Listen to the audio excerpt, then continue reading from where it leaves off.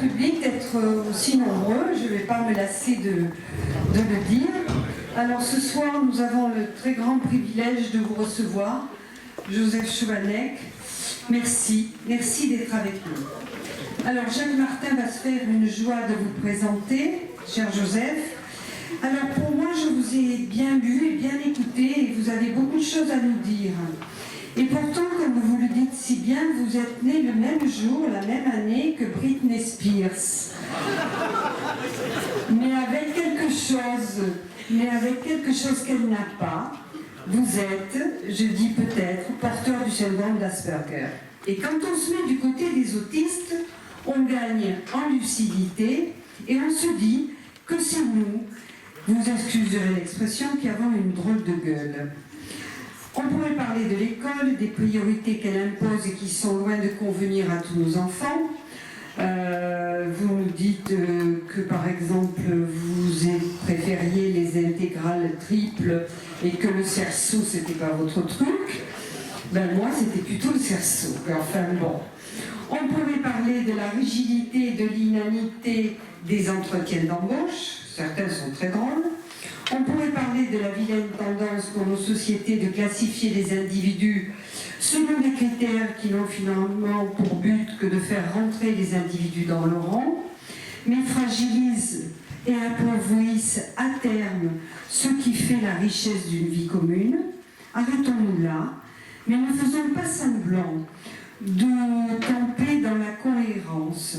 Certains d'entre nous, et vous en faites partie, cher Joseph, sont là pour nous rappeler qu'il n'en est rien. Voilà, merci pour votre attention. Comment ? Bon, je vais rapidement présenter Joseph Chovanec. Joseph Chovanec est diplômé de Sciences Po Paris, philosophe, écrivain. C'est un hyperglotte. Il étudie l'hébreu, le persan, le sanskrit. Il parle couramment le tchèque, l'allemand, le finlandais, l'anglais, et non, je ne sais plus. Dès lors, le définir en quelques lignes est chose très difficile.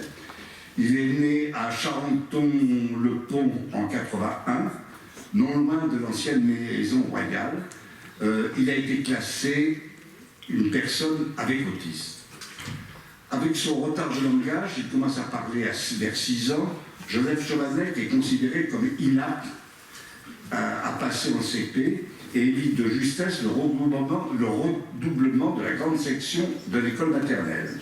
Enfant, il ne se comporte pas comme les enfants dits normaux, il a une scolarité chaotique, mais il obtient son bac à 17 ans avec mention très bien. Il entre à Sciences Po dispensé d'examen d'entrée grâce à sa mention au bac. Il part en Allemagne. À son retour, il consulte pour des difficultés comportementales. Il est mis sous un mélange de neuroleptiques, d'antipsychotiques, etc. Il s'ensuit une période très sombre pour lui, qui va durer jusqu'en 2007, alors que le diagnostic d'Asperger a été posé en 2005. Il assimile l'autisme à une manière différente d'être et non comme une pathologie qui se guérit avec des comprimés. Il refuse de se définir par un seul critère, par exemple en tant que diplômé de Sciences Po ou même en tant que personne avec autisme. Moi, c'est Joseph. Le fait que je sois non diplômé ou non diplômé de Sciences Po ou un autre établissement, c'est comme avoir un mouchoir dans la poche. Il se trouve qu'il est là, mais on ne le définit pas par rapport à lui. Il faut ajouter que selon lui, l'autisme peut être reconnu comme un miroir de la société, de ses enjeux et de ses problèmes. Avant de lui laisser la parole, je voudrais lui signaler un certain nombre de ses ouvrages. Je suis à l'Ouest, en collaboration avec Caroline Glorion, Éloge du voyage à l'usage des autistes et de ceux qui le sont moins, 2014, De l'amour en autistan, 2015, Voyage en autistan, 2016, Nos intelligences multiples, 2018, et enfin Préface aux enfants d'Asperger. Il est temps maintenant que je vous laisse la parole. Merci beaucoup. C'est une grande joie d'être parmi vous. Désolé, je reviens d'un très lointain pays. J'ai encore un peu de décalage horaire. Je suis encore plus décalé que d'ordinaire. J'en suis absolument confus. Peut-être qu'un petit point de détail, si je puis me permettre de l'ajouter. J'ai fini par comprendre que Britney Spears et moi-même avions un autre point commun. En plus de notre date de naissance commune, c'est que ni elle ni moi ne savions chanter, ce qui est parfois fâcheux. En tout cas, vous le voyez, la vie est toujours pleine de surprises. Précisément à propos de la vie humaine, je crois que l'un des livres les plus profonds, les plus intéressants, en tout cas qui l'ont été pour moi, c'est le suivant. Une brève histoire de l'humanité de Harari. Dans ce livre, l'auteur pose une question que je juge absolument essentielle. Et si l'être humain n'était pas monolithique? Et si il y avait plusieurs façons d'être humain? Qu'est-ce que cela changerait par rapport à notre conception du monde, par rapport à nos grandes vertus, par exemple solidarité, fraternité? Le fait d'imaginer une pluralité des possibles en matière humaine, ça chamboule les perspectives. Et justement, je vous propose un voyage libre sur ces thématiques-là. Alors je vous préviens, ce sera de l'improvisation. J'essaierai de parler ce soir de sujets que je n'ai encore jamais abordés en public. Nous parlerons donc de films, et nous allons, je l'espère, bien nous amuser. Commençons donc, si vous le voulez bien, par un film auquel vous ne vous attendiez probablement pas. En tout cas, c'est mon secret d'espoir, de proposer des choses auxquelles on ne pense pas forcément. Parlons du Parrain. Vous l'avez vu le film, non? Même les films, vous voyez? Qu'est-ce que vous avez retenu du film, des films Le Parrain? Alors, il y a la façon générale de voir ces films, à savoir donc l'histoire d'une famille de mafieux, ou même de plusieurs familles de mafieux. Mais quelque chose aurait dû vous frapper, non, dans cette histoire?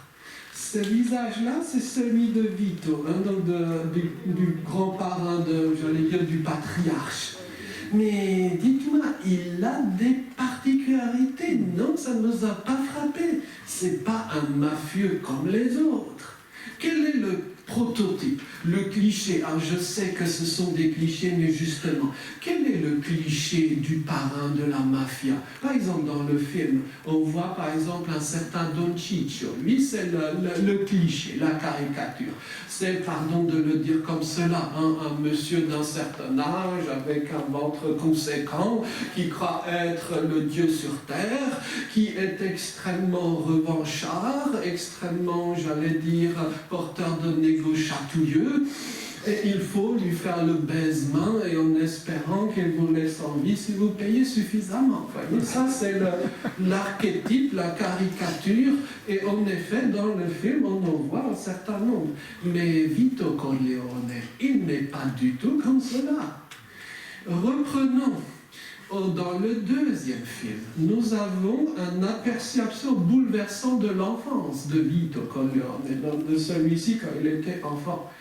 En fait, c'était un enfant non verbal. Si vous vous souvenez bien de la scène, à un moment donné, il y a une fusillade et il y a la maman du petit Vito qui va voir donc le parrain local, donc Don Ciccio justement, et qui le supplie de laisser en vie son fils, donc le petit Vito. Et elle dit à peu près ceci, je n'ai pas forcément la version française en tête, désolé, elle dit à peu près ceci: c'est un demi-débile. Il ne parle pas, de grâce, laissez-lui la vie sauve, il ne vous gênera pas, il ne vous nuira pas. C'est à peu près comme ça que la mère plaide. Alors, évidemment, Don Ciccio, lui, il n'a pas toutes ces, vertus humanistes, donc il veut quand même tuer le petit. Il réussit à tuer la maman, le petit Vito s'enfuit, Dieu sait comment, il se retrouve en Amérique, et il y a des scènes absolument étonnantes. Vous voyez toute la foule des nouveaux arrivants en Amérique, et lui, il est totalement perdu. Il ne décode pas les petites nuances sociales. Et c'est d'ailleurs là qu'on s'aperçoit d'un détail que je trouve extrêmement troublant, mais il faut avoir l'œil pour le remarquer. C'est que le petit Vito ne sait pas parler, mais il sait écrire et il sait lire. Ça, c'est un profil autistique relativement commun. Alors, tous les enfants autistes ne sont pas comme ça. Mais si vous avez un enfant qui sait lire et écrire et qui ne sait pas parler, disons que ce n'est pas forcément un profil, on va dire, classique. Hein? Vous voyez ce que je veux dire? D'ailleurs, c'était mon petit cas quand j'étais petit, mais bon, passons. Et il y a, de là vient d'ailleurs le malentendu sur le nom de famille. Parce qu'en fait, la famille ne s'appelle pas Corleone, ça c'est un village. C'est que Saplo le Petit avait écrit le mot Corleone sur l'ardoise. Et les policiers américains avaient cru que c'était son nom. Donc le nom est resté. Et donc les années ont passé, Vito est devenu grand. Mais même adulte, il n'est pas comme les autres. Si vous deviez faire une petite liste de particularités très frappantes de Vito Corleone, quelle serait-elle? Premièrement, sa voix, non? Vous avez remarqué, il parle très bizarrement. Il parle d'une voix basse, d'un ton monocorde, et il réfléchit longuement avant de parler. Ce n'est pas du tout un impulsif, vous voyez? Deuxièmement, ce n'est pas quelqu'un que vous retrouverez dans les lieux habituellement associés à la mafia. Je veux dire les lieux de fête, les lieux de perdition, de tout ça. Non, en fait, il a une austérité de vie qui est quasiment monastique. Hein, c'est tout à fait étonnant. Vous voyez ?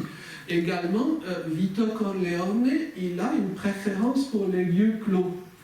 Lorsque vous le voyez, il est presque toujours à l'intérieur. Il ne fait pas la fête dehors. Il n'aime pas la foule, en fait. Voyez ? Il a un goût artistique qui est très poussé. Il a toujours des vêtements très soignés. Ses intérieurs, les maisons qu'il habite sont de vrais petits musées. C'est étonnant, non? C'est pas une tanière quoi, de criminel. Hein? C'est vraiment très, très... Et il a un sens de l'honneur extrêmement rigoureux. Et il suit dans tous les détails, tous les préceptes, parfois jusque dans l'absurde, dans les réglementations presque byzantines. Et finalement, tout au long de sa vie de mafieux, l'un de ses objectifs, c'était précisément l'élimination de ceux qui étaient, on va dire, les mauvais types. Par exemple, le Don Fanucci. C'était d'ailleurs sa première élimination, si j'ose dire. Vous voyez, donc il y a, alors certes, loin de moi l'idée de plaider, je dirais, sa gentillesse. Ce n'était pas un enfant de cœur, hein, soyons absolument certains sur ce point. Mais néanmoins, c'est donc un gangster qui a un certain nombre de préceptes et qui les suit avec une obstination remarquable. Et dites-moi, quels sont les enfants de Vito Corleone? Se vient à un moment donné la question de la succession. Il a plusieurs enfants. Il a 3 fils, pour le dire très cruellement, très directement. Les fils qui auraient dû hériter, à savoir les 2 premiers, en fait, ne sont pas comme le père. Donc le père n'en veut pas. Logiquement, c'est le fils aîné qui reprend les affaires de la famille. Hein, voyez? Donc non, il choisit le petit dernier, Michael. Et Michael, dites-moi, là je vais vous mettre le portrait de Michael. Quelque chose va peut-être vous frapper, du moins je l'espère. Excusez, je ne suis pas encore tout à fait au point. Voici Michael Corleone. En fait, il a exactement le même profil hein, que le papa. Lui aussi, il a un visage absolument immuable. Et il est très difficile de deviner ses intentions. Il est d'une rationalité absolument glaçante. Et il ne se départit jamais de son sang-froid. Même quand il y a une fusillade juste à côté de lui, il a toujours exactement le même visage. Par contre, il n'a pas un handicap de son père, à savoir l'élocution. Il a une diction, je dirais, à peu près normale, si j'ose dire. Pas comme son papa. Ouais, donc, il n'y a pas une transmission parfaite, si j'ose dire, du profil. Alors, ce profil-là, on peut l'appeler, avec un bras d'exagération, un profil autistique. Qu'est-ce que ça fait? Ben, ça fait que la famille Corleone a le dessus. parce qu'il y a une gestion qui est absolument rigoureuse.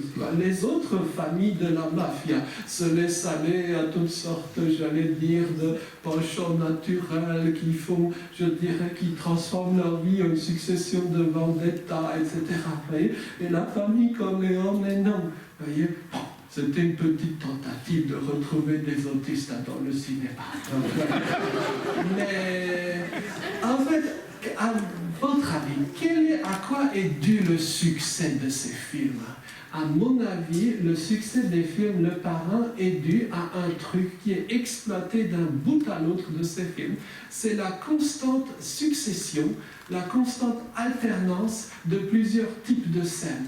Vous avez constamment une alternance entre les scènes festives, vous voyez, il y a des musiciens, des chanteurs très folkloriques, il y a de la musique, du bruit, de la foule. Ce sont les moments non autistiques. Vous voyez, les non autistes qui font la fête, hein, vous voyez.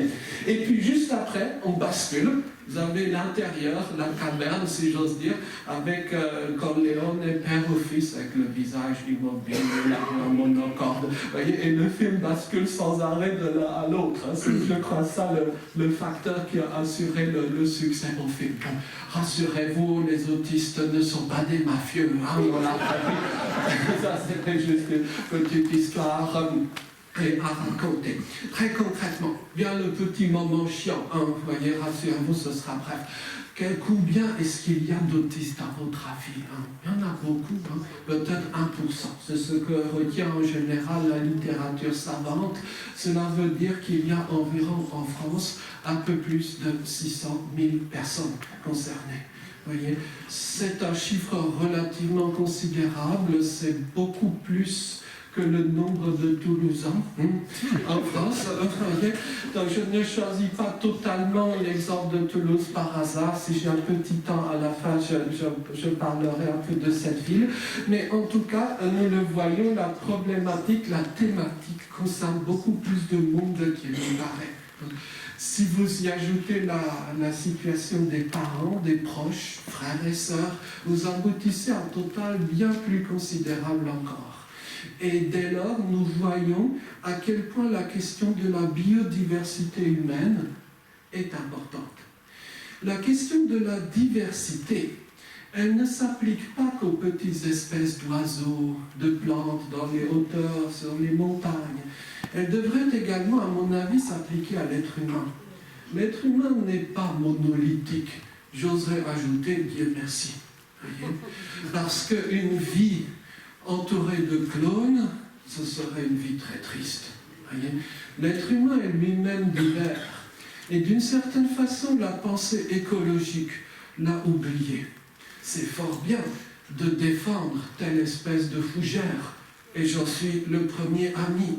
Néanmoins, peut-être que l'on pourrait imaginer une extension de ces spécificités, de cette prise en compte de la diversité à l'être humain en tant que tel.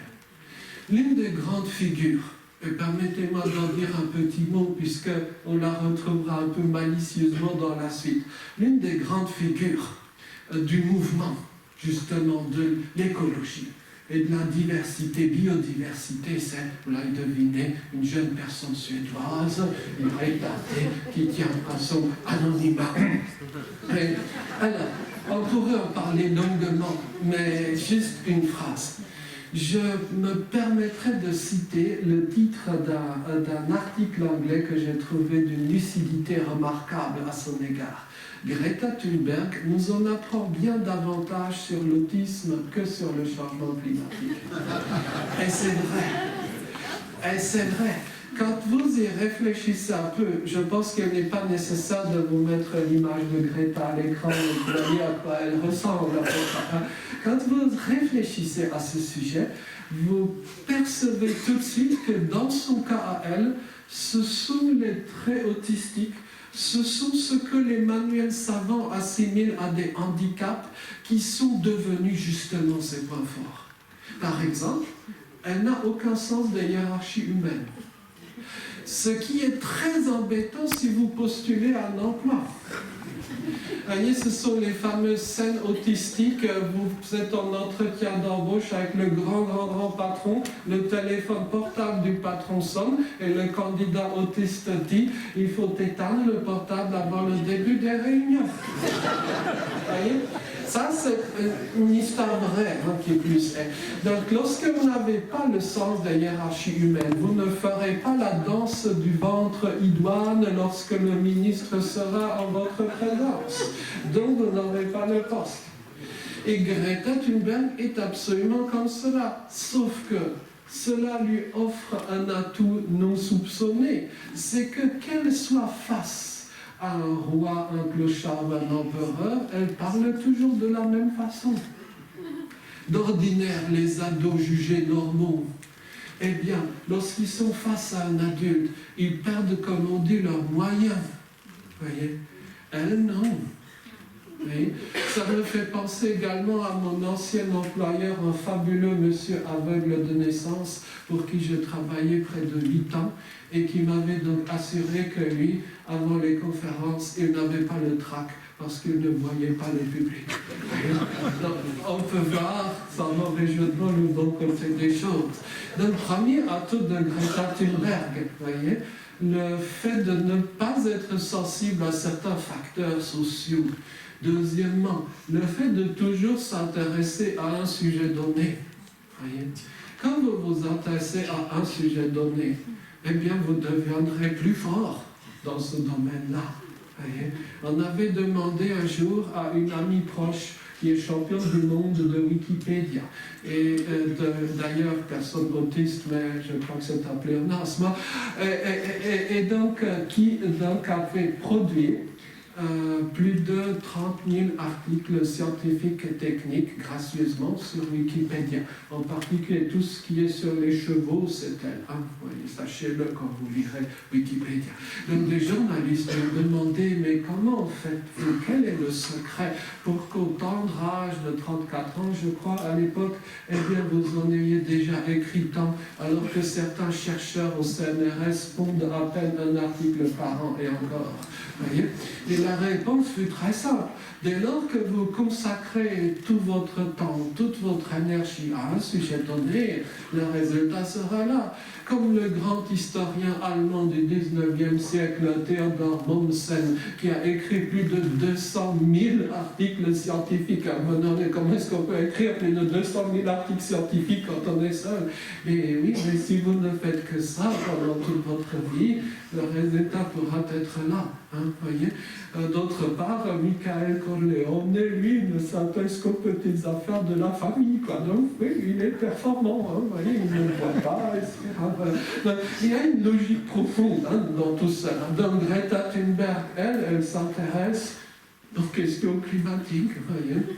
Une expérience psychiatrique fabuleuse serait d'inviter Greta Thunberg et de la contraindre à parler d'un autre sujet. Je crois qu'il y aurait de la détresse profonde dans l'air. Ça, c'est une hypothèse. Hein. Mais là aussi, vous voyez comment ce que les livres psychiatriques décrivent comme une déficience, à savoir l'attachement à des centres d'intérêt spécifiques. Parfois, on utilise le vocabulaire savant l'expression centre d'intérêt restreint. Comment, justement, cela peut devenir un atout formidable. Et puis, peut-être également, nous sommes à une époque où tout finit par se savoir. Combien de grandes causes, nobles causes, ont fini par éclater en plein vol du fait des turpitudes personnelles des éminents représentants de la cause en question.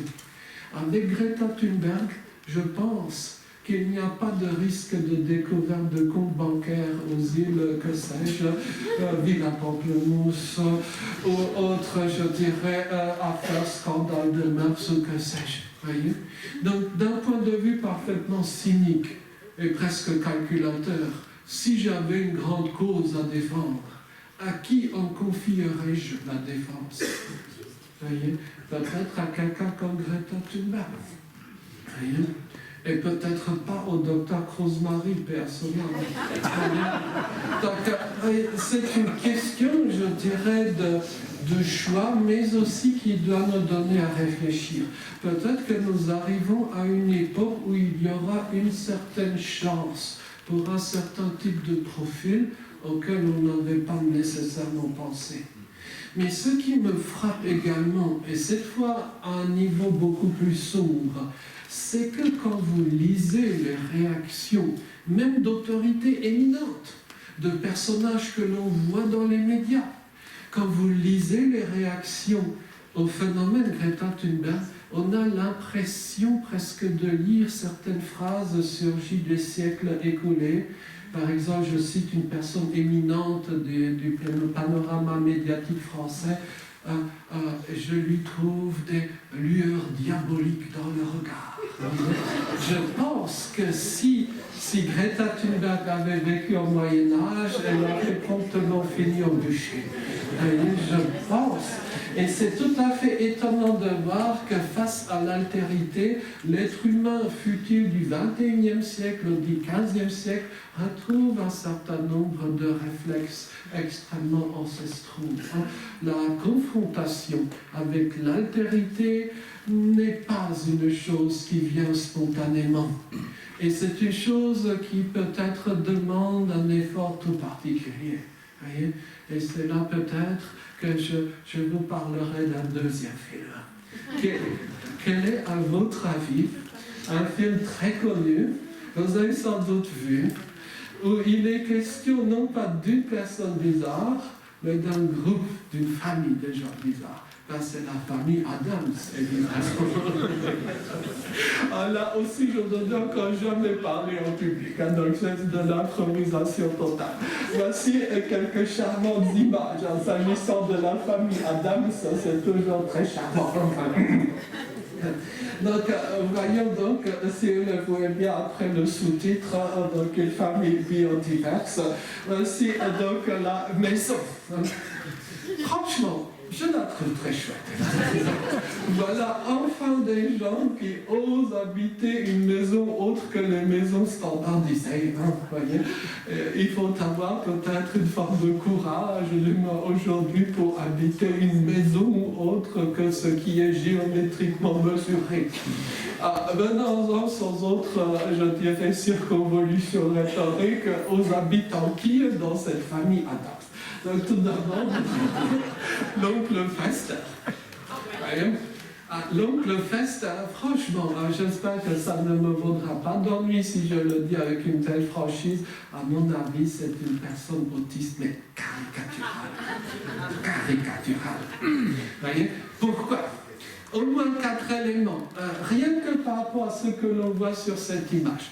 Premièrement, ce n'est pas forcément l'élément auquel on pense en premier, il est chauve.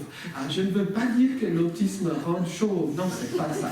Simplement, les gens autistes ont très souvent toutes sortes de difficultés d'appréhension, on va dire, des cheveux, des poils, etc. C'est très récurrent. Voyez? Donc j'en connais nombreux qui, par exemple, se rasent le crâne 10 fois par jour. Vous voyez, ça fait partie, je dirais, du petit monde de l'autisme. Pas toujours, mais souvent. D'autre part, cette fois de façon beaucoup plus, j'allais dire, caricaturale et connue, de façon connue parmi les traits autistiques, c'est le regard. Voyez, le fameux regard donc, de l'oncle Fester, qui est un regard non seulement d'une grande immobilité, mais surtout il ne regarde pas là où on s'attendrait qu'il regarde. Voyez, et ça, je dirais, c'est un trait autistique qui fait vraiment partir du lot. Pour le dire un peu crûment, si vous avez un bébé et que vous regardez le bébé, que fera le bébé? Il vous regarde. Et si vous lui souriez, il sourit. Si votre bébé ne le fait pas, 2 options. Soit il dort, soit il est autiste. Ou les deux, c'est possible. Et si votre bébé ne vous regarde pas comme vous le regardez, ça ne veut pas dire qu'il ne vous aime pas. Voyez?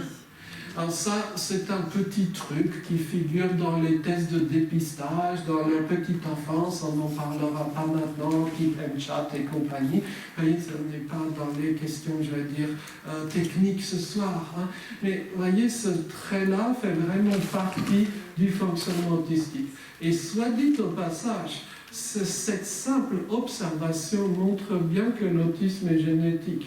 Voyez, parce qu'elle est présente, cette particularité, avant même l'intervention de tout facteur culturel. Quand on travaille avec, par exemple, des personnes aveugles de naissance, donc des gens qui n'ont jamais vu le visage des autres, si vous racontez une blague, eh bien cette personne aveugle de naissance sourira de la même façon qu'une personne voyante. Ce qui montre bien que l'expression du visage est un phénomène gravé neurologiquement dans le cerveau humain. Et ce qui montre également que dans le cas de l'autisme, les expressions du visage soient naturellement différentes. Et justement, dans le cas d'oncle Pasteur, quelle est l'expression du visage qu'il a tout le temps? Il a à peu près tout le temps une espèce de grand sourire figé. Beaucoup de gens autistes ont ça. Pourquoi ce sourire-là? C'est une façon de se faire accepter. Si vous êtes souriant, vous avez un peu plus de chances d'être accepté. Donc beaucoup d'adultes autistes, ceux qui ont compris le truc, ont une sorte de sourire constant qui n'exprime pas forcément une félicité intérieure, mais qui est un outil, un stratagème d'acceptation sociale. Et on le voit dans le cas de l'oncle Pasteur. Autre élément très autistique, ses vêtements. Il est toujours vêtu de la même façon. Et un sabadon en noir, ça me fait toujours penser à une amie autiste qui est d'ailleurs illustre, pas par son nom, mais par ce qu'elle a fait. Elle a été à l'origine d'une très grande maison de couture, que tout le monde ici connaît d'ailleurs. Et donc elle, par exemple, elle m'avait expliqué qu'elle était toujours vêtue de noir, justement parce que lorsqu'elle tendait, par exemple, le bras, c'était la couleur noire qui lui causait le moins de stress sensoriel en voyant donc les vêtements qui recouvraient, par exemple, son bras, etc. Et donc, je pense que c'est ce mécanisme-là. En tout cas, il est toujours vêtu de la même façon. Hein. Continuons un peu notre petit défilé. Il y a après cela un autre personnage très caricaturalement autiste. Il s'agit donc de Max ou de Lurch pour nos amis anglophones. Hein. Donc lui, il est non-verbal, ou à peu près totalement non-verbal. C'est-à-dire qu'il ne parle pas. C'est d'ailleurs, je crois, l'un des rares personnages non-verbaux du cinéma qui soit devenu célèbre. Voyez, peut-être avec Chaplin, mais ça c'était différent. C'était le style, j'allais dire, du cinéma muet, donc c'est une autre configuration. Mais il faut retenir une chose. Lurch, pardon, Max en version française, il n'est pas déficient intellectuel. Il ne faut absolument pas assimiler la déficience intellectuelle aux aptitudes rhétoriques, et vice-versa. Ce n'est pas parce qu'une personne a des aptitudes rhétoriques analogues à celles de Démosthène qu'il s'agit d'une personne intelligente. En politique, nous en avons quelques illustrations. Mais en tout cas, ce qui est certain, c'est qu'il est nécessaire de cesser de scinder l'autisme en deux groupes. On a parfois cette image en tête. Le monde de l'autisme des gens, j'allais dire, bling bling, 5 étoiles, monégasques. Donc des gens autistes, je dis les fameux petits génies en informatique, ça ce sont des fantasmes télévisuels. Hein. De notre côté, les gens autistes dont on ne veut pas, que l'on ne veut pas voir et que l'on considère ipso facto comme étant déficients. Ça c'est l'une des plus graves erreurs. Et si vous me le permettez, un petit mot historique s'impose. Le terme de Asperger a été prononcé dans l'introduction. Cela mérite un petit addendum. Le docteur Asperger, qui ne s'appelait pas Hans mais Johann, je ne sais pas pourquoi tout le monde l'appelle Hans, il ne s'appelait pas comme ça, le docteur Asperger avait un rôle très particulier. Il siégeait aux commissions de sélection. C'était des commissions auquel étaient déférés tous les enfants jugés différents. Et différents, ce pouvait être pour n'importe quelle raison. Par exemple, un garçon qui n'était pas à sa place dans les jeunesses hitlériennes. À mon humble avis, ne pas être à sa place dans les jeunesses hitlériennes, c'est plutôt un signe de qualité, non, humaine. On l'envoyait devant la commission. Et la commission devait trancher si, et j'utilise le terme de l'époque, l'enfant était récupérable ou irrécupérable. S'il était jugé irrécupérable, on l'envoyait au pavillon d'extermination, où donc sévissait le docteur Jekelius, et généralement le surlendemain, une brouette emmenait le cadavre. Lorsqu'il était jugé récupérable, on le confiait aux bons soins, si j'ose dire, du docteur Asperger. Et le docteur Asperger, en fait, comme les autres membres de la commission, sélectionnait sur les critères les plus arbitraires, en fonction des pots de vin que versait ou ne versait pas la famille, par exemple. Voyez, et il avait des coups de cœur très particuliers. Quoi. Il décidait de sauver tel enfant. Il y a quasiment quelque chose, je sais que c'est un terme horrible, mais vous m'excuserez, il y a quelque chose quasiment qui relève du registre amoureux. Dans les réactions du docteur Asperger par rapport à certains garçons. Jamais les filles d'ailleurs. Et donc lui, le docteur Asperger, s'agissant de je ne sais plus quel enfant, avait écrit « C'est un petit génie en cryptographie et pourrait rendre des services éminents à la Wehrmacht. » Donc on le garde. Cette phrase est d'une extraordinaire modernité. Petit génie en informatique, syndrome d'Asperger. Les autres, poubelles. Mais je pense que cette façon de voir le monde n'a plus sa place en 2020. Voyez, je pense qu'il est nécessaire de bien se mettre d'accord qu'il n'y a pas de sous-segmentation du monde de l'autisme, de sous-caissons hermétiques étanches l'un à l'autre, les gens autistes qui seraient médiatiquement bling-bling, et les gens autistes dont on ne voudrait pas. Et c'est peut-être ce passé nazi qu'il faudrait absolument surmonter. Et c'est peut-être aussi l'une des raisons pour lesquelles le terme syndrome d'Asperger ne doit plus être utilisé. Il a d'ailleurs été rayé des classifications médicales il y a quelques années déjà.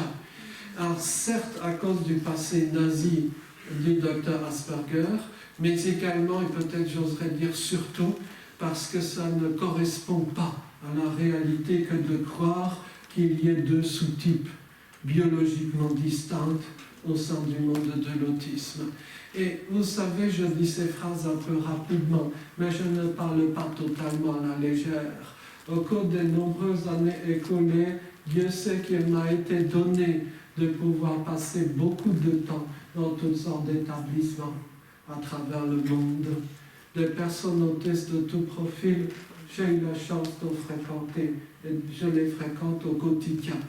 Donc, comme mes petites considérations ne sont pas que je dis des phrases énoncées dans un moment, j'allais dire, d'enthousiasme pour les droits de l'homme.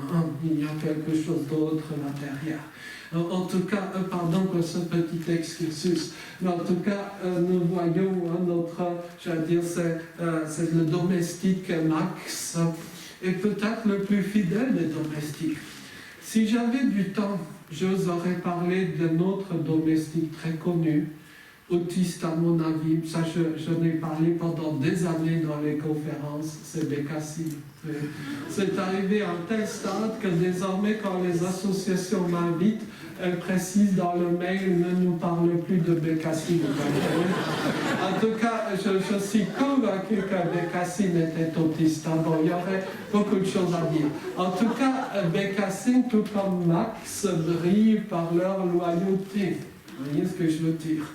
Et d'une certaine façon, il est rationnel si vous cherchez à employer ce type de professionnel, de viser là où on ne vise pas, à savoir donc dans la biodiversité humaine. Mais ce n'est pas tout, la famille Adams est nombreuse. C'est donc la petite mercredi Wednesday en anglais.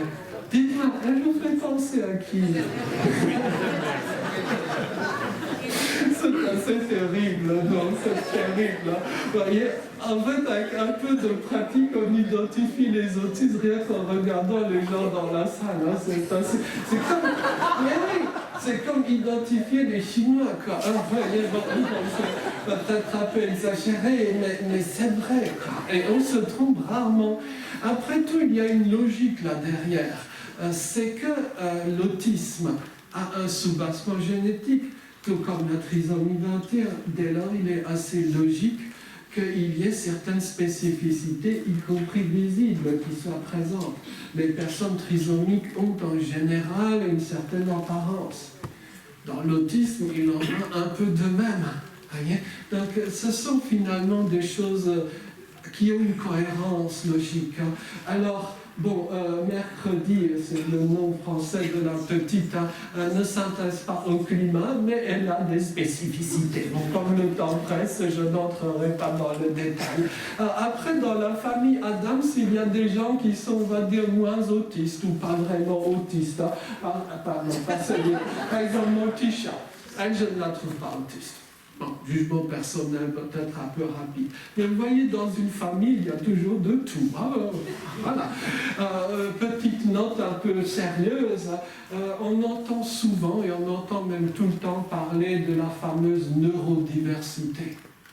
Peut-être on peut préciser en une minute d'où vient ce concept. Le concept de neurodiversité a été forgé par une Australienne qui s'appelle Jodie Singer. S-I-N-G-E-R, Singer, si vous le dites à l'allemande. Jodie Singer, d'ailleurs, je suis devenu ami avec elle. On a passé d'assez longs moments à discuter. Et donc, Jodie m'a raconté comment elle en était venue à cette idée de neurodiversité. C'était tout simplement en observant sa famille. Sa famille est bizarre. Elle va au même stade que Adams, mais la famille de Jodie Singer est bizarre. Et donc, il y a dans sa famille toutes sortes de profils humains. Il y a des gens autistes, il y a des gens 10, multi-10, il y a des gens qui ont toutes sortes de particularités, certains qui n'ont pas de diagnostic médical, mais qui sont bizarres quand même. Donc, pour regrouper un peu toute cette réalité familiale, Jodie Singer a forgé le terme de neurodiversité. Ensuite, ce terme a connu un succès foudroyant. Tout le monde l'utilise de nos jours. Et la créatrice de ce terme a été oubliée. Et elle vit dans la misère. Vous voyez, ça c'est souvent. D'ailleurs, l'une des spécificités des gens autistes qui font des choses. Les gens autistes qui sont connus pour ce qu'ils font, pas par leur nom. Les gens non autistes, quand ils sont connus, sont souvent connus par leur nom et pas pour ce qu'ils font. Parfois, d'ailleurs, il n'y a rien, quoi. Ça, c'est un autre problème. Mais bon, je suis bien méchant par moment, désolé. Mais en tout cas, nous le voyons, il y a ce paramètre-là qui explique d'ailleurs pourquoi il y a autant d'autistes parmi les grands créateurs de Wikipédia. Parce que pour être un contributeur de talent chez Wikipédia, il faut accepter de travailler bénévolement, sans argent, anonymement et avoir des choses à dire. Si vous croisez ces critères, vous comprenez pourquoi Mme Kardashian n'est pas administratrice de Wikipédia. Bon, je n'ai pas de sous pour l'avocat, donc j'arrêterai mes méchantes tirades de suite. Mais en tout cas, nous le voyons dans la famille des Adams, il y a aussi des non-autistes, hein, vous voyez. Après, il y a des profils un peu étonnants, quoi, vous voyez. Alors, ça, je dirais, chez les gens autistes, il y a parfois un moment terrifiant, c'est d'aller chez le coiffeur. Je dois vous faire une confidence, je ne suis encore jamais allé chez le coiffeur de ma vie. On pourrait peut-être en faire une boutade, je ne me plains pas, hein, ce n'est qu'une boutade. Je suis très vraisemblablement le seul ancien conseiller ministériel de France qui ne soit jamais allé chez le coiffeur, qui ne sache pas faire un nœud de cravate, qui ne sache pas conduire une voiture et qui est habité chez ses parents jusqu'à leur trépas. Vous voyez, donc on pourrait faire des espèces de petites blagounettes, voire sketch sur cette thématique-là. Donc je crois que lui, il a quelques problématiques de ce niveau-là. Un peu extrême, j'en conviens. Alors, vous me direz, la famille Adams, mais ce sont des tarés, quoi. C'est totalement irréaliste. En fait, la famille Adams, c'est une histoire autobiographique. Vous direz, qu'est-ce qu'elle raconte? En fait, l'histoire de la famille Adams a été créée par ce bonhomme-là, par Charles Adams, qui était un éminent caricaturiste américain. Et vous voyez, il a même gardé son propre patronyme. C'est vous dire le réalisme de l'affaire. Vous voyez? Bon, sans entrer dans les détails, rien qu'en regardant la photo, vous comprenez qu'il a fait un certain nombre, on va dire, de spécificités personnelles. On va le dire pudiquement de cette façon-là. Là où je trouve que les Adams ont un côté d'une extraordinaire réalité ou d'un extraordinaire réalisme, c'est sur ces points-là. Les Adams sont des gens extrêmement chaleureux et accueillants. Ils sont adorables, les Adams. Et ils ne comprennent pas pourquoi les autres les jugent bizarres. Et je suis convaincu que du point de vue des Adams, ce sont les autres qui sont bizarres. Et ça, vous retrouvez exactement l'un des grands questionnements de beaucoup de mes camarades adultes autistes. Qui est vraiment bizarre dans l'affaire? Et pourquoi est-ce que les autres m'excluent? Voyez? Une fois, on avait demandé à une grande figure de l'autisme au Canada, à savoir Michel Dawson, qu'est-ce qui est pour vous la chose la plus douloureuse? Et elle avait donc répondu d'être haï. Et c'est vrai, beaucoup de gens autistes se demandent pourquoi donc font-ils l'objet de tant de rejets ou tant de réactions négatives. Voyez? Un autre point tout à fait intéressant dans l'affaire des Adams, c'est que l'on ne sache pas pourquoi ils sont différents. C'est pas dit dans le film. Et d'ailleurs, c'est impossible de le dire parce qu'on ne le sait pas. Voyez? Et c'est très intéressant de voir comment cette thématique-là, ce point-là, a un peu marqué la genèse de la question autistique en France. Si vous cherchez sur Internet le nombre d'articles scientifiques consacrés aux origines de l'autisme, vous en verrez des myriades. Par exemple, est-ce que l'autisme est dû à cela ou à ceci? Par contre, des articles concrets sur la vie effective des personnes en question, vous n'en verrez pas légion. Faites le test. Par exemple, sur le site Google Scholar, c'est un site qui vous liste des publications de recherche sur presque je ne sais quel sujet. Si vous tapez autisme et psychanalyse, vous aurez de très nombreux résultats. Si vous tapez autisme et suicide, vous n'en aurez pas beaucoup. Pourtant, vous voyez peut-être que du point de vue de la qualité de vie des personnes, peut-être qu'il serait essentiel de faire des recherches justement sur les paramètres pouvant améliorer leur existence, plutôt que de spéculer à l'infini sur les causes de la différence des Adams ou de je ne sais quelle autre famille. Voyez, tout à fait intéressant. Puis aussi le très fin jeu autour de l'origine étrangère supposée des Adams. Ça, on le retrouve dans beaucoup de cas. Lorsque vous avez un enfant autiste, un enfant différent au sens le plus large, ou lorsque vous-même êtes concerné par ce genre de spécificité, l'un des réflexes les plus classiques, c'est de citer des origines étrangères. Voyez? Alors, dans le cas de la famille Adams, ce sont des origines espagnoles. Les Adams sont espagnols comme je suis chinois. D'ailleurs, mais c'est évidemment ce type d'argument qui est utilisé comme pour donner une explication socialement plausible aux gens. Voyez? Dans mon petit cas particulier, d'une certaine façon, je suis gâté par la nature parce que j'ai une explication à portée de main. Je suis étranger. Non, je suis né à Paris, mais je suis étranger quand même. Donc c'est tout à fait intéressant et vous pouvez en jouer. Quand j'étais à l'école, par exemple, lorsque je ne savais pas, mettons, faire mes lacets, chose que je peine à faire jusqu'à l'âge présent, eh bien mes parents avaient beau jeu de dire, en fait, madame, il ne comprend pas votre consigne. Il ne mange pas à la cantine. Ah, mais vous savez, il est habitué à des régimes bizarres, des pays lointains, vous savez. Et vous pouvez presque tout expliquer. Il ne parle pas, mais vous voyez, les étrangers ne parlent pas français. Hein. Et on peut continuer presque à l'infini. Ah, évidemment, c'est une sorte de fausse explication. Parfois, pardon pour la petite parenthèse, parfois on a recours à d'autres types d'explications. Beaucoup de gens sont convaincus, par exemple, que je sois curé. Ce n'est pas le cas, je ne suis pas curé. Mais beaucoup de gens en sont convaincus, intimement. J'ai un peu réfléchi sur les raisons de cela. Il semblerait que ce soit la lenteur de mon débit de parole. Parce que d'après des études savantes, ce sont les curés qui parlent le plus lentement.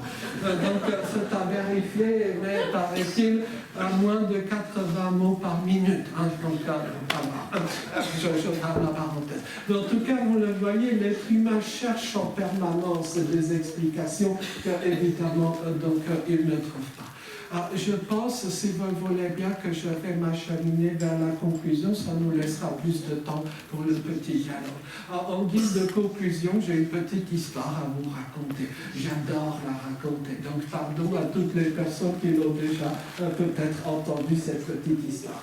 Alors, c'est donc l'histoire d'un camarade autiste de longue date. Il faut évidemment que je retrouve l'image parce que là, vous voyez, à force d'être dans le monde arabophone, je perds mes habitudes. Voilà. Alors, non, lui, il est trop jeune, hein, mais on regardera sur son affaire. Donc, j'ai un ami autiste de longue date, à peu près 19 ans, quelque chose comme ça. Et donc, cet ami autiste-là, il a consacré sa vie aux langues. Si vous le rencontrez et que vous lui parlez de Britney Spears, eh bien, il ne réagira pas. Et il aura le fameux regard fixe et il ne dira pas un mot. Vous vous direz, il est déficient intellectuel.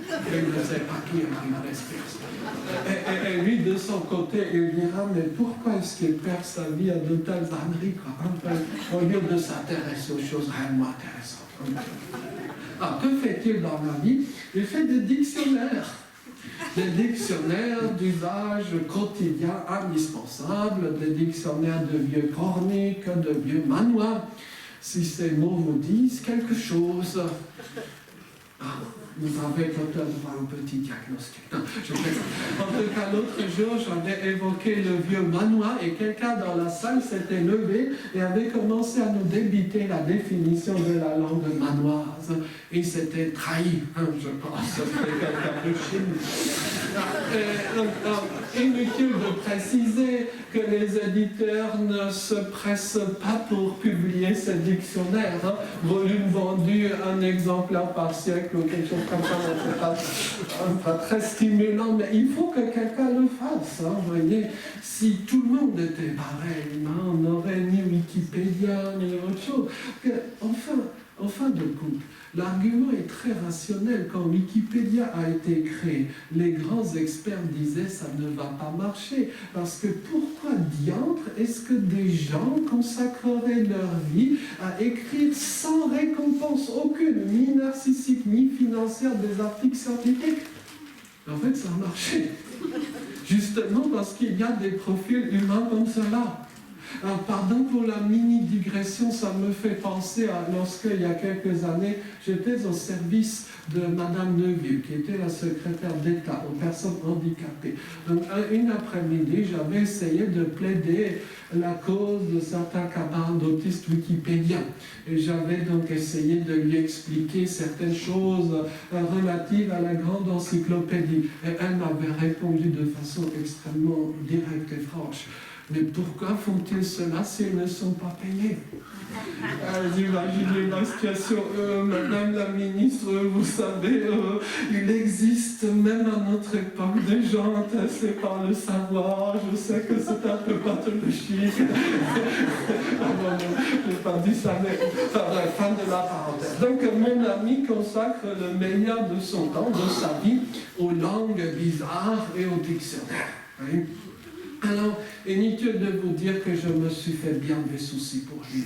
Au cours de toutes ces années, j'avais eu peur qu'il ne finisse à la rue. Beaucoup de gens qui sont SDF, vous voyez, et des gens tout à fait éminents. Vous voyez.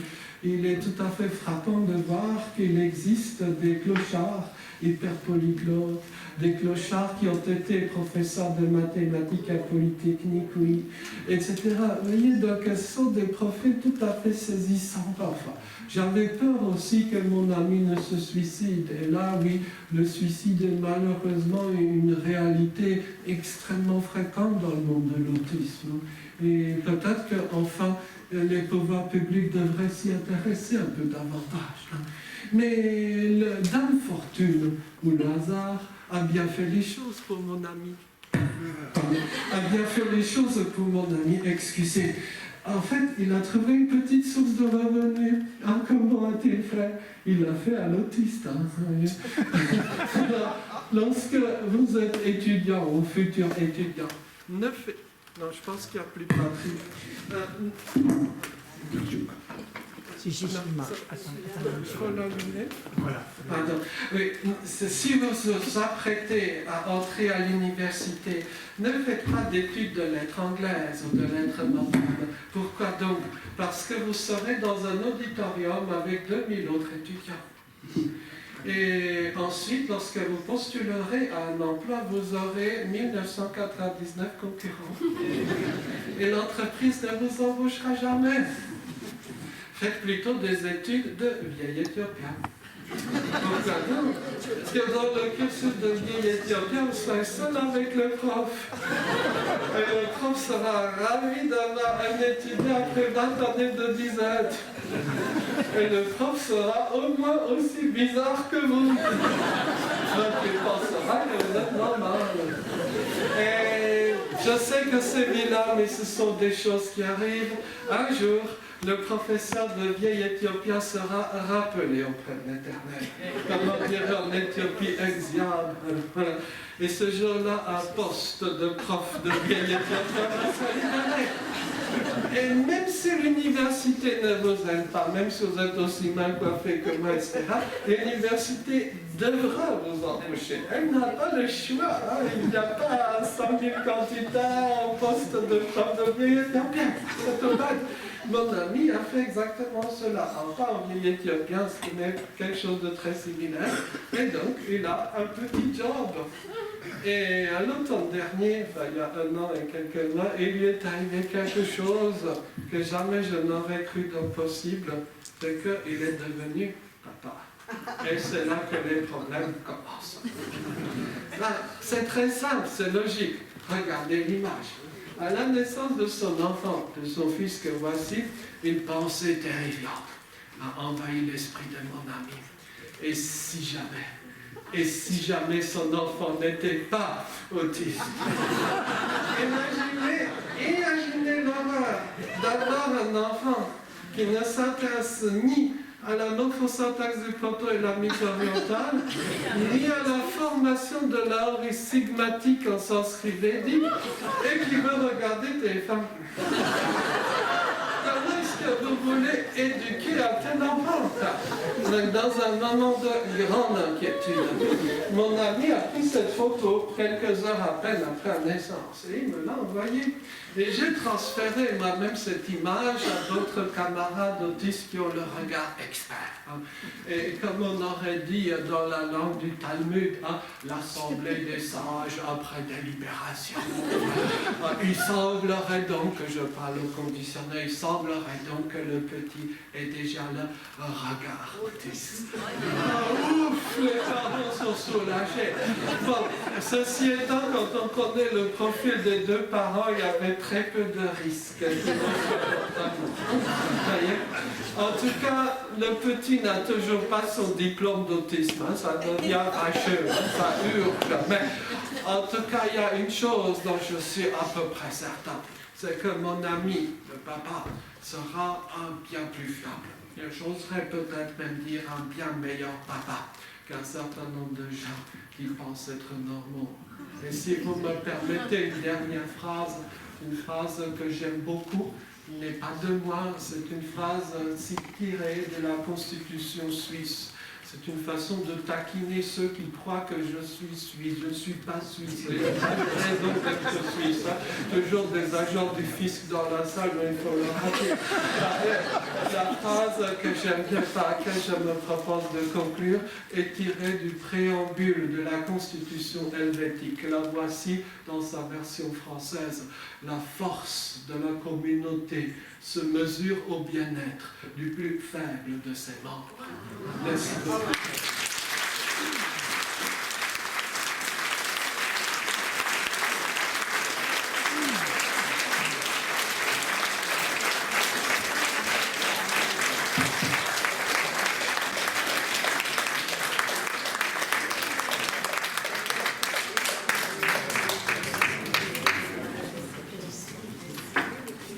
Alors, qui veut la parole?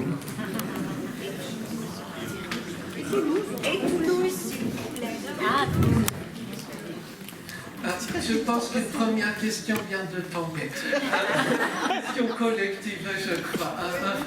Alors, donc, merci d'avoir posé la première question à propos donc, de Toulouse.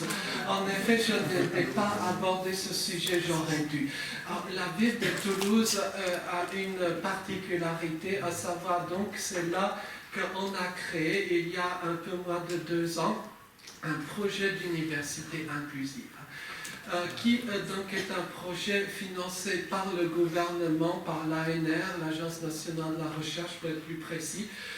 Par un miracle étrange, nous avons décroché une cagnotte relativement conséquente, le montant n'est pas secret, plus de 5 millions d'euros, donc de quoi largement bâtir donc, ce projet. Et donc je participe à temps très partiel et dans la modique mesure de mes petites forces à donc, ce projet commun. Et il est extrêmement frappant, on peut en parler très longuement, mais il est extrêmement frappant de voir que l'on puisse accueillir des profils extrêmement particuliers, spécifiques à l'université. Des profils que l'on ne s'attendrait certainement pas à voir ou à rencontrer à l'université. Alors, sans entrer dans millions de détails, sauf si vous les demandez, mais ça prendrait du temps. Par exemple, ce qui me restera en tête, ce sont ces visages de gens qui sont étudiants à Toulouse et qui n'ont jamais mis les pieds à l'école quand ils étaient petits.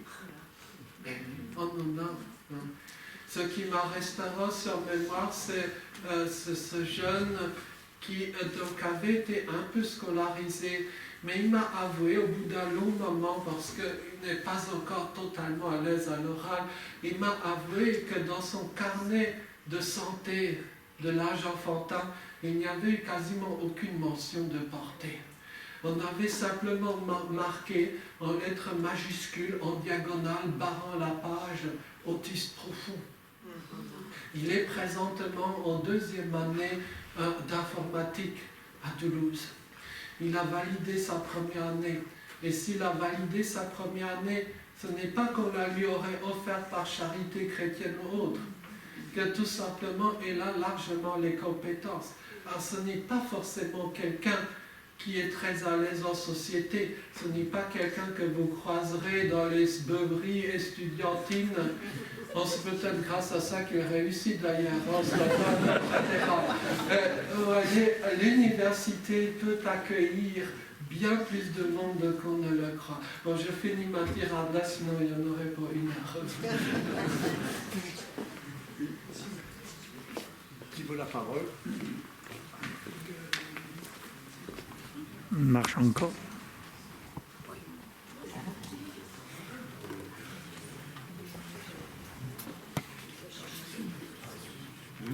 Alors,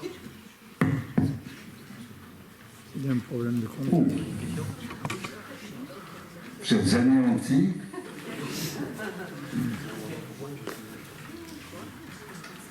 Là-bas, de l'autre côté. Derrière toi, derrière toi.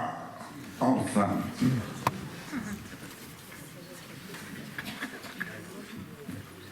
bonjour. Vous faisiez la remarque qu'il y avait donc 1% d'environ un autisme en France.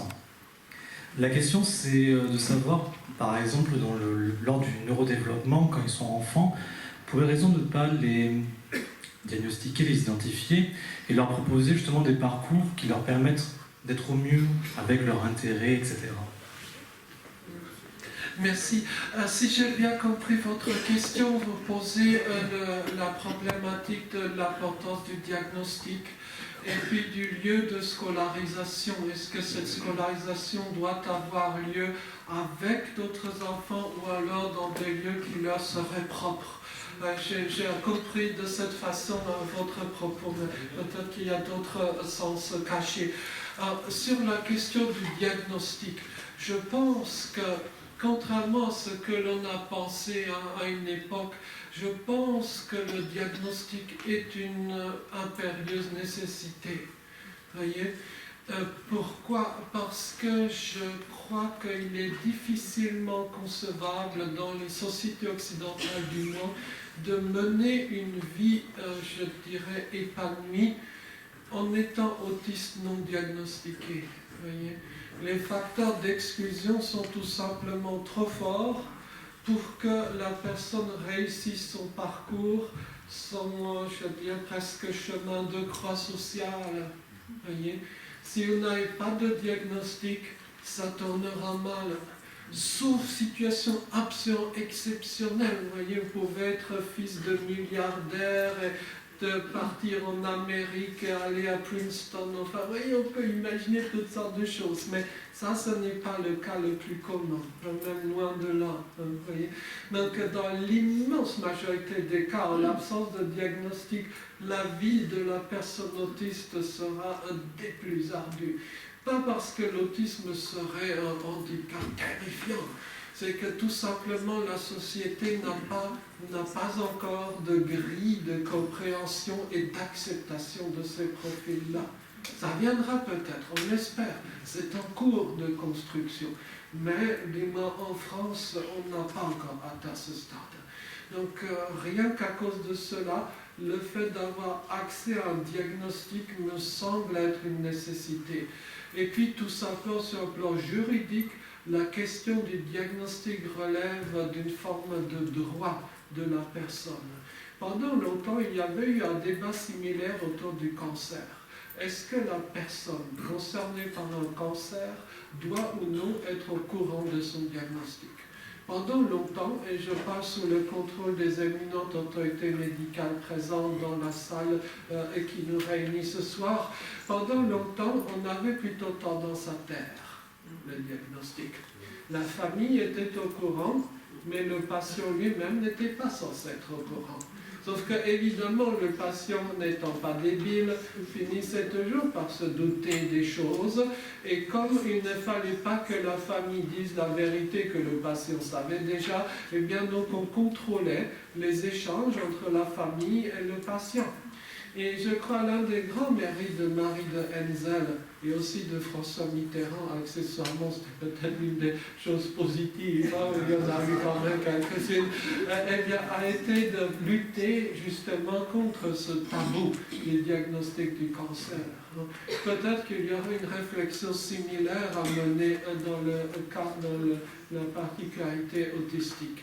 Alors, par rapport à la scolarisation, il y a bien sûr toutes sortes de formules, hein, et loin de moi l'idée de juger de façon un peu trop sans nuance toutes sortes de solutions parfois extraordinairement fines et intelligentes qui ont pu être créées grâce à la bonne volonté de très nombreuses personnes.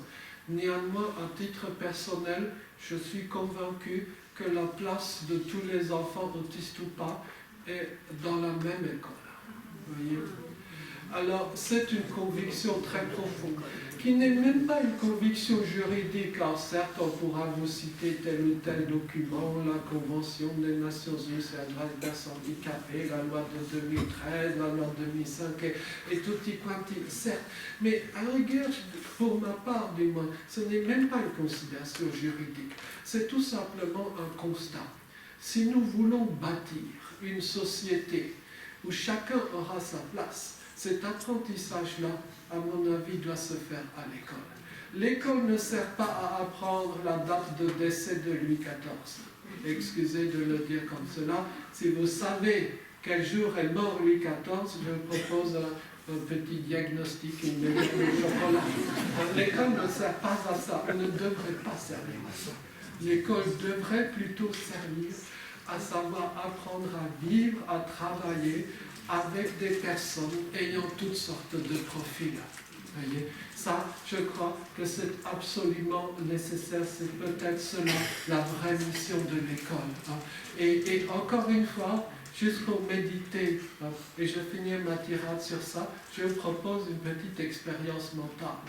Regardez, et ça, il y en a beaucoup dans les médias, regardez les classifications des pays en fonction de leur performance scolaire.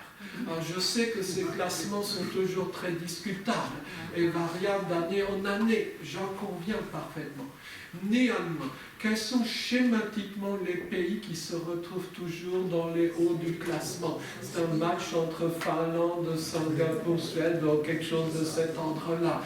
Quels sont ces pays? Ce sont justement les pays qui ont les écoles les plus inclusives. Voyez, le degré d'inclusion des écoles est très étroitement corrélé à la performance scolaire de l'école en question. Et ça a été démontré par de nombreux articles et rencontres et publications. Voyez, alors, j'abuse de votre temps, mais je ne résiste pas à l'envie.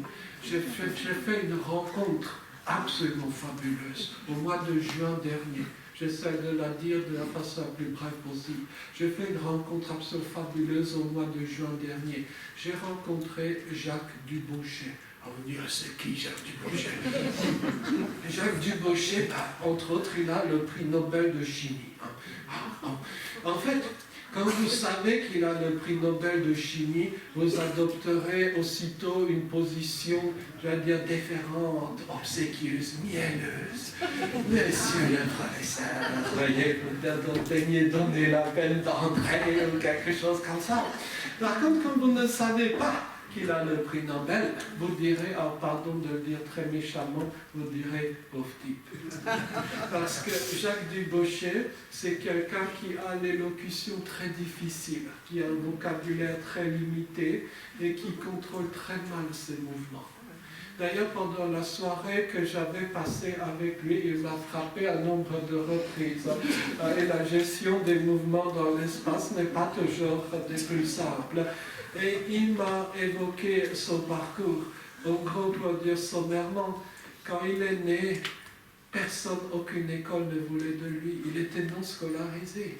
Ce n'est qu'après la guerre, son père avait été chargé de construire des ponts. Il travaillait dans le bâtiment, son père. Et donc il avait été envoyé, un de ses amis a suivi donc le papa. Et c'est là, dans un lieu très rural, hein, vraiment, si je vous disais le nom, ça vous ferait rire, quoi. Dans un lieu très rural, qu'il y avait un vieux prof, pensionné, pardon, je parle à la belge, retraité, en français de France, qui donc avait bien voulu, par charité chrétienne, s'occuper donc du petit. Il a gribouillé des trucs sur des bouts de papier. Peut-être que le prof avait réinventé la méthode de PEX, hein, là je parle de professeur de l'autisme peut-être. En tout cas, c'est comme cela, laborieusement, qu'ont démarré les apprentissages de Jacques Dubochet. Et on pourrait citer maints autres exemples, mais j'en ai déjà trop.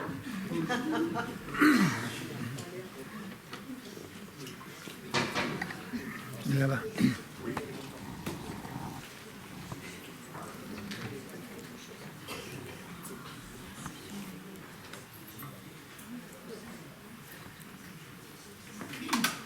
Donc je peux parler très fort. Allez-y. Alors, bonsoir.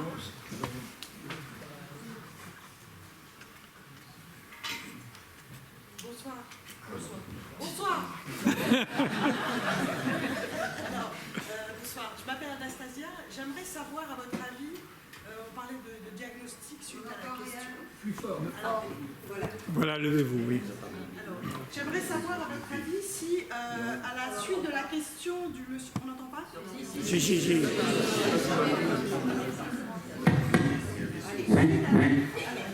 Suite à la question précédente, si vous faites, vous, des parallèles entre les différents diagnostics des différences psychiques des personnes qui sont dans des lieux où on a été, vous et moi aussi j'ai été diagnostiquée, et je voudrais savoir si vous faites des ponts entre, par exemple, l'autisme, la bipolarité, la schizophrénie.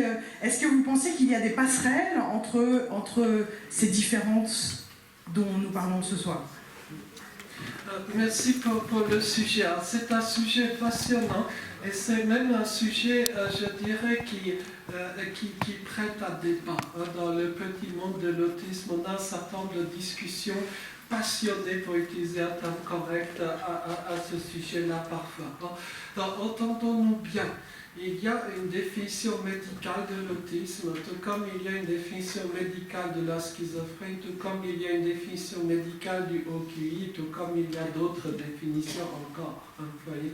Évidemment, les définitions peuvent être retouchées, peuvent être modifiées, ça fait partie de l'histoire des sciences au demeurant. Mais néanmoins, il ne s'agit pas de la même chose. Déjà, pour une raison très simple. La différence entre l'autisme et la schizophrénie, c'est que la schizophrénie est une maladie mentale qui s'attrape en cours de route, si j'ose dire. À des âges variables, un peu plus tôt pour les hommes, un peu plus tard en général pour les femmes, mais en tout cas, c'est une maladie qui se développe à un moment donné et on espère une guérison, qui est d'ailleurs relativement dans l'ordre des possibles, du moins dans certains cas. Un certain nombre de traitements existent. Je n'en parle pas forcément, mais j'ai quelques petites activités militantes dans le monde de la schizophrénie aussi, pour diverses raisons, pas directement personnelles, mais familiales. Donc ces histoires-là, je dirais, il faut peut-être bien comprendre qu'il y a une différence entre l'autisme qui est, j'allais dire, un état qui fait partie de notre identité, qui sera le vôtre tout au long de votre vie, et disons la schizophrénie qui est une maladie qui survient. De même par rapport, je dirais, aux manifestations générales. Ça n'est vraiment pas la même chose, voyez. Et simplement une personne très peu au fait de ces choses peut confondre l'un ou l'autre, voyez, c'est évident. Ce qui malheureusement a ajouté à la confusion au cours des décennies écoulées, j'espère que c'est un peu moins le cas aujourd'hui, mais ce qui a ajouté à la confusion, du moins en France, c'était une catégorie médicale qui n'a existé qu'en France et qui aujourd'hui ne devrait plus exister, c'était celle des fameux enfants psychotiques, voyez, qui était une appellation pour les enfants autistes, voyez. Mais comme s'il y avait un lien entre la présence d'un certain nombre de particularités dans l'enfance et la survenue de la schizophrénie à l'âge adulte. Voyez.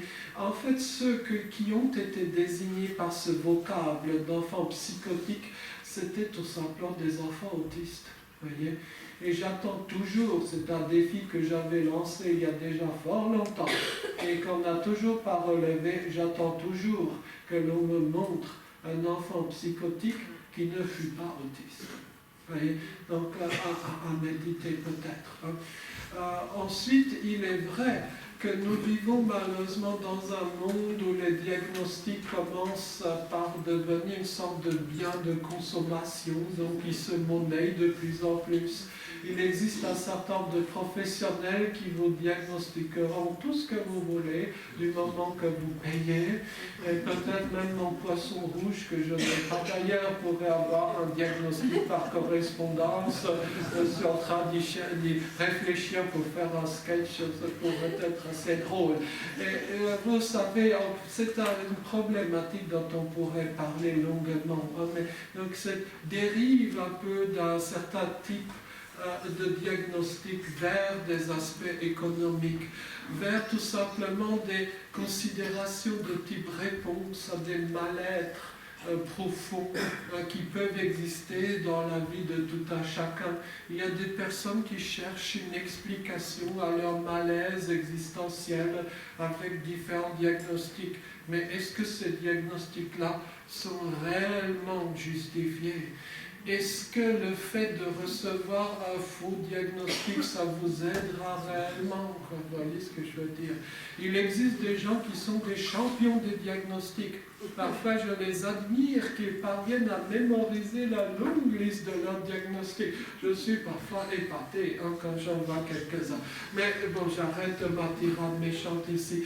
Donc oui, je pense fondamentalement, il y a des différences entre ces différents diagnostics.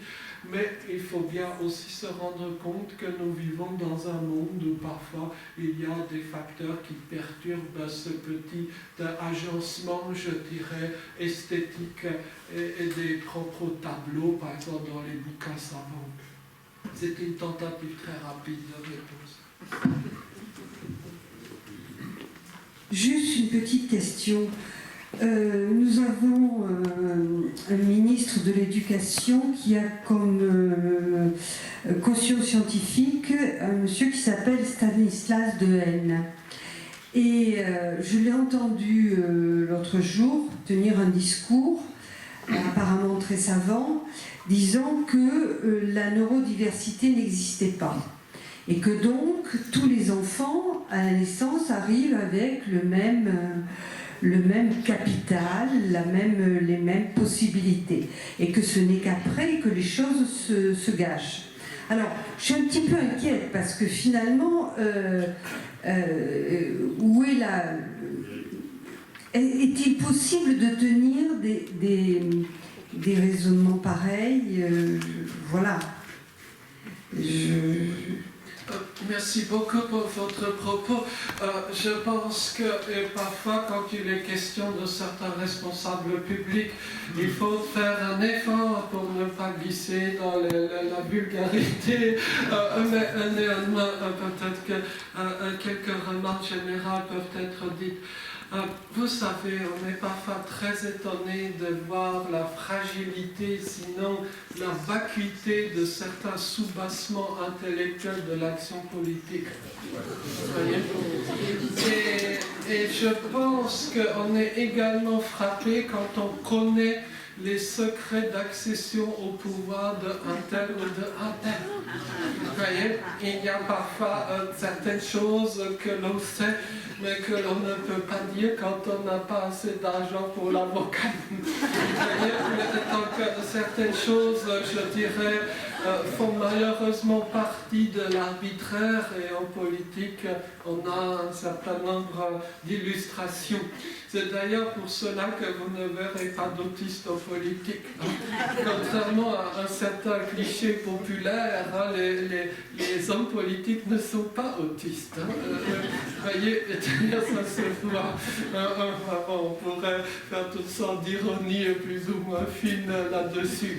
D'autant plus que les autistes évoluent. Vous voyez. Vous voyez, vous pouvez asséner en matière d'éducation toutes sortes d'affirmations catégoriques, mais est-ce que ces affirmations ont une vérité? Je pense que point n'est besoin d'être un grand savant. Il suffit de fréquenter les enfants pour constater à quel point chacun est différent. Voyez. Et ce qui est saisissant, c'est quand vous discutez avec des parents qui ont des enfants de tout type, donc des enfants labellisés handicapés et des enfants qui ne sont pas labellisés handicapés. Très souvent, donc, les parents qui ont donc toutes sortes de profils d'enfants à la maison vous feront cette remarque.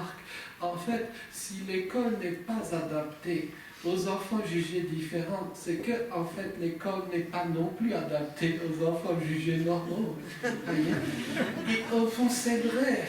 L'école n'a pas été conçue pour être, je dirais, plaisante, agréable.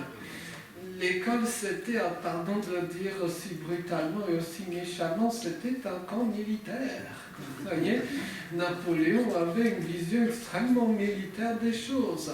Il voulait savoir que, par exemple, à 10 heures, le lundi, tous les écoliers font la même chose au même moment dans tous les coins de France. Vous voyez, c'est de là que viennent les notions de programme scolaire. À 6 mois, vous devez apprendre ça, à 1 an après ça. Si vous savez les intégrales triples, mais pas le jeu du cerceau, ça ne va pas, parce que vous êtes déficient intellectuel. Et ne parlez pas des intégrales triples parce que le prof ne sait pas ce que c'est. Donc vous passez pour délirant et ce n'est pas au programme. Vous voyez, et par ailleurs, si j'ose dire, si vous vous développez autrement que selon ce qui a été prévu par le sacro-saint programme ou par Piaget ou par je ne sais qui d'autre, là vous serez plus ou moins éliminé. Alors, il y a une petite image que j'adore, que d'ordinaire je montre toujours. Je ne l'ai pas fait aujourd'hui, mais oh, pardon, ça a glissé. C'est juste, rassurez-vous, ça ne sera pas long, mais je ne peux pas ne pas vous la montrer. C'est donc, excusez, c'est celle-ci. C'est une image que j'adore, elle va s'afficher du moins, je l'espère prochainement. Voilà, on y est presque. Voilà, c'est l'histoire d'un bébé. D'un bébé qui fait la maman est très émue. La maman dit « Oh, il est sur le point de prononcer ses premiers mots. » Sauf que, mis à malheur, c'est une formule de maths qui sort. Et donc, que fait la maman? Elle jette le bébé dans une poubelle. Qu'est-ce qui vous choque dans cette histoire? Alors, ce qui choque mes amis autistes, c'est que la formule soit fausse. Évidemment, la formule est fausse. Et l'un de mes amis m'avait dit, l'un de mes amis autistes m'avait dit, mais je comprends que la maman le jette.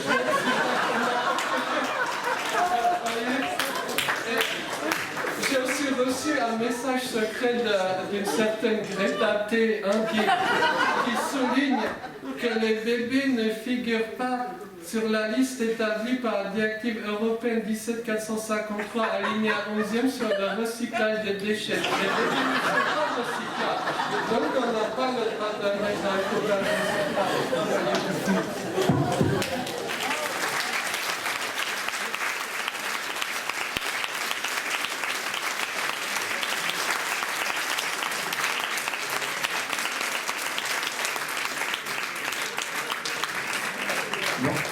Il nous reste à remercier chaleureusement Joseph Chovanec pour sa extraordinaire et brillante conférence. Merci.